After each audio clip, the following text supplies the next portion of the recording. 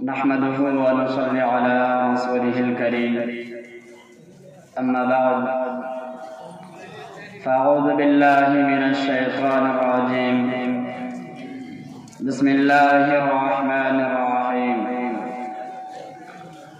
إنما يخشى الله من عباده العلماء وقال النبي صلى الله عليه وسلم العلماء ورثة الأنبياء صدق الله العظيم وصدق رسوله النبي الكريم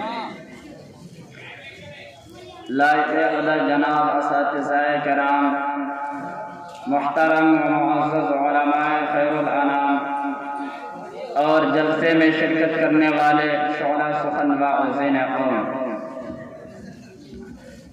آج کی اس مبارک محفل میں میری تقریر کا عنوان ہے علم و عمل اور علماء کی ذمہ داریاں۔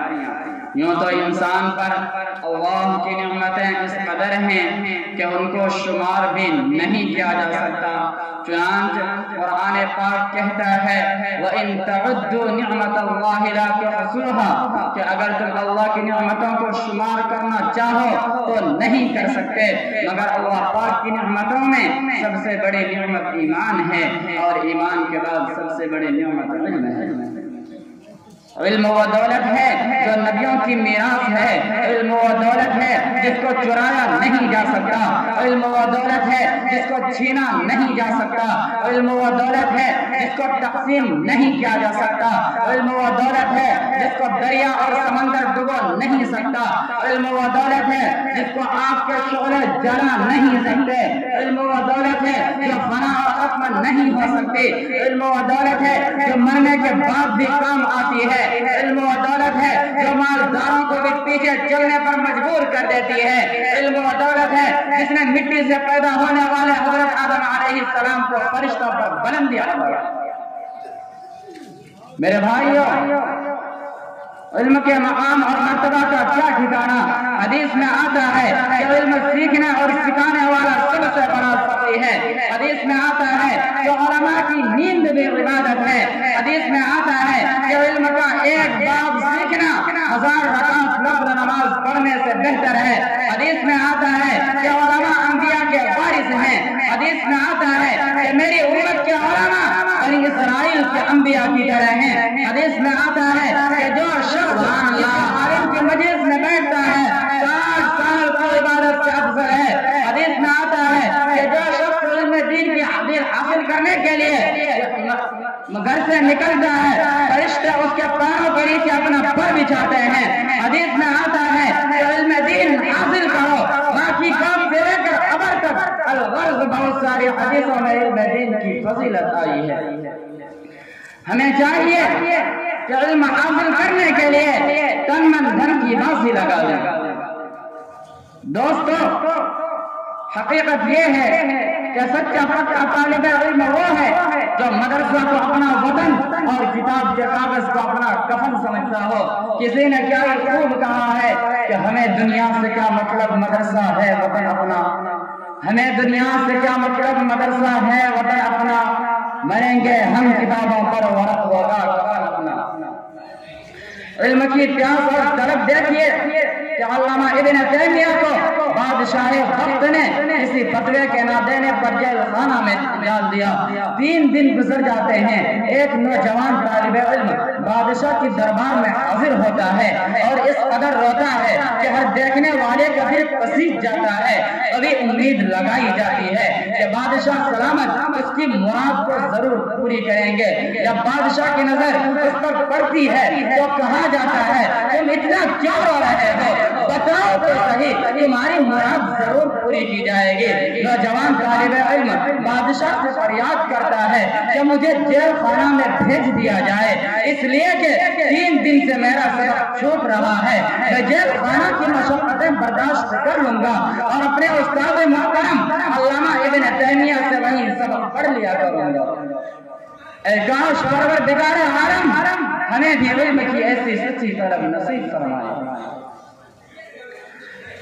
میرے دوستو، علم کے ساتھ عمل کی بے انتہا ضرورت ہے۔ ایک بزرگ فرماتے ہیں کہ علم جائے تو داخل ہو جاتا ہے ورنہ رخصت ہو جاتا ہے۔ علم بغیر عمل کے وبال جان ہے۔ علم بغیر عمل کے ایسا ہے جیسا کہ درخت بغیر پھل کے، جس طرح چراغ بغیر جلے روشنی نہیں دیتا ہے، علم بھی بغیر عمل کے روشنی نہیں دیتا۔ بے عمل عالم کی مثال اس گدھ سی ہے جو فضا میں اڑتا ہے مگر مردار کھاتا ہے۔ قرآن پاک میں بے عمل علماء کو ان گدھوں کے ساتھ تشبیہ دی گئی ہے جن کے اوپر بوجھ لگا ہوا ہو۔ شیخ صاحب رحمۃ اللہ علیہ فرماتے ہیں کہ علم چندہ کے بیشتر خانی، علم چندہ کے بیشتر خانی، جو عمل درد نیست نادانی، نہ محقق بود نہ دانش مند، چار پائے بڑو کتاب چند۔ ایک مرتبہ کی بات ہے، بارش کا موسم ہے اور راستہ میں پھسلن ہے۔ حسن بصری رحمۃ اللہ علیہ نماز پڑھنے کے لیے مسجد کی طرف جا رہے ہیں، سامنے سے ایک چھوٹی سی بچی نظر آتی ہے۔ آپ اس بچی سے فرماتے ہیں کہ احتیاط سے چلنا، پھسل مت جانا۔ وہ بچی جواب دیتی ہے کہ میرے پھسلنے سے میری ذات کو نقصان ہوگا، مگر جناب آپ مت پھسل جانا، اس لیے کہ آپ کے پھسلنے سے پوری قوم و ملت کا نقصان ہوگا۔ میرے عزیز ساتھیوں، یہ بات حقیقت ہے کہ عوام الناس کی کوتاہی دین پر دھبا نہیں بنتی، جبکہ علماء کی کوتاہی دین پر دھبا بنتی ہے۔ بس عوام الناس سے زیادہ علماء کو اصلاح کی ضرورت ہے۔ خدا پاک ہم سب کو علم پر عمل کرنے کی توفیق عطا فرمائے۔ عزیز نوجوانوں، قوم و ملت کے علم پر عمل کرنے والے علماء کی بے انتہا ضرورت ہے۔ تاریخ گواہ ہے کہ اس امت کی کشتی جب بھی ہوا میں پھنسی ہے تو ان بوریوں پر بیٹھنے والے علماء اور اہل اللہ نے اسے ساحل پر لگایا ہے۔ باطل نے اگر اس امت کے عقائد و افکار پر حملہ کیا تو خالص توحید کا جام پینے والے ان علماء نے اپنی زبان کی قوت اور قلم کی طاقت کا استعمال کیا۔ باطل نے اگر اپنے مادی وسائل اور طاقت کا استعمال کیا تو علماء نے اپنے فولادی بازوؤں سے اس کا منہ توڑ جواب دیا۔ امت کی تشنگی اور پیاس کو سیرابی سے بدلنے کا فریضہ ان علماء ہی نے انجام دیا ہے۔ حسن بصری رحمۃ اللہ علیہ فرماتے ہیں کہ اگر علماء نہ ہوتے تو عوام الناس ڈھور ڈنگروں کی طرح زندگی بسر کرتے۔ اسلام کے نوجوانوں، اکبر بادشاہ کے زمانے میں سود کو حلال کر دیا گیا، غسل جنابت منسوخ کر دیا گیا، مردوں کے لیے سونے کا استعمال حلال کر دیا گیا، خنزیر اور کتا پاک شمار ہونے لگا، مسجدیں ڈھائی جاتی تھی اور مندر بنائے جاتے تھے۔ الغرض بے دینی کا دور دورہ تھا اور یہ محسوس ہوتا تھا کہ ہندوستان سے دین اسلام کا نام و نشان مٹ جائے گا، لیکن اللہ کا دستور ہے کہ رات کے اندھیری کے بعد دن کا اجالا آتا ہے، موسم خزاں کے بعد بہار آتی ہے اور ہر فرعون کے لیے موسیٰ آتا ہے۔ خدا کے اسی دستور کے مطابق شیخ احمد فاروقی مجدد الفیضانی رحمۃ اللہ علیہ سر ہند کی زمین سے اٹھتے ہیں اور دین اکبری کے خلاف میدان میں آتے ہیں۔ گوالیر کی جیل میں ان کو قید کر دیا جاتا ہے، اگر قید خانہ کی بھی کایا پلٹ کر رکھ دیتے ہیں اور ان کی مسلسل محنتوں کے نتیجے میں مذہب اسلام کے لیے راہیں کھلتی چلی جاتی ہے۔ شیخ الاسلام حضرت مولانا حسین احمد مدنی کو لالچ دیا گیا کہ انگریز کے خلاف تقریر مت کرو، سالانہ 50,000 روپے ملیں گے۔ اگر ہم جیسا کوئی انسان ہوتا تو اس دور کی اتنی بڑی رقم کو شاید قبول کر لیتا، مگر قربان جاؤ حضرت مولانا حسین احمد مدنی پر کہ مسکراتے ہوئے جواب دیتے ہیں، میاں جاؤ یہ جال کسی اور پر ڈالنا۔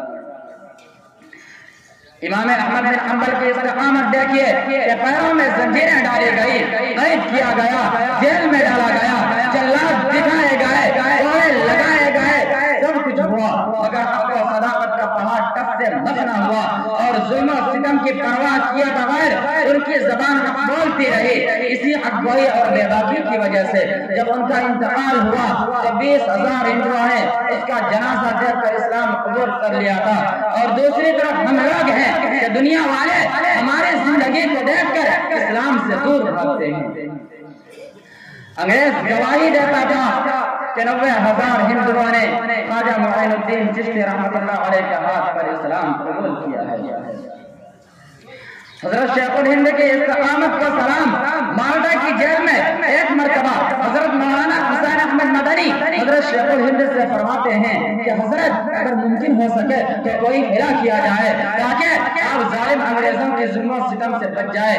یہ سن کر عزم و استقلال کے پہاڑ حضرت شیخ الہند کے چہرے پر غصے کے آثار ظاہر ہوئے اور فرمانے لگے حسین احمد تم مجھے کیا سمجھتے ہو؟ خیروانی بیٹا ہوں حضرت بلال کا، خیروانی بیٹا ہوں حضرت خبیب کا، خیروانی بیٹا ہوں حضرت سمیہ کا، خیروانی بیٹا ہوں امام مالک کا جن کا منہ کالا کر کے مدینہ کے اندر گھمایا گیا، خیروانی بیٹا ہوں حضرت امام ابو حنیفہ کا جن کی لاش جیل سے باہر نکلی، خیروانی بیٹا ہوں حضرت امام احمد بن حنبل کا جن کو اتنے کوڑے مارے گئے کہ اگر ہاتھی کو بھی مارے جاتے تو وہ بھی بلبلا جاتا، خیروانی بیٹا ہوں حضرت شاہ ولی اللہ محدث دہلوی کا جن کے ہاتھوں کو کلائیوں کے نزدیک سے توڑ کر بیکار بنا دیا گیا۔